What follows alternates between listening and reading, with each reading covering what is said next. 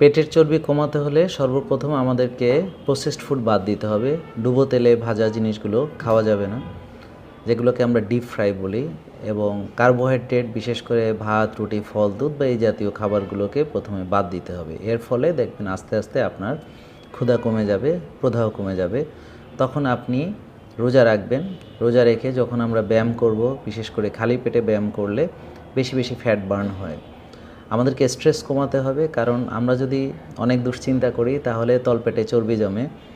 এবং আমরা যদি ভালো ঘুমাই, মানসিক প্রশান্তির চর্চা করি, ইয়োগা করি, মেডিটেশন করি, আর্লি ঘুমাতে যাই, ভোরে উঠি, ঘাসে হাঁটি, সূর্যের আলোতে যাই এবং গ্রাউন্ডিং করে, অর্থাৎ প্রকৃতির মাঝে মিশে থাকা বা খালি পায়ে ঘাসে হাঁটা বা সিজদা দেওয়া নামাজে, এগুলোকে গ্রাউন্ডিং বলে। তাহলে দেখবেন আস্তে আস্তে আপনার ওজন কমতে শুরু করেছে। পেটের চর্বি কমাতে হলে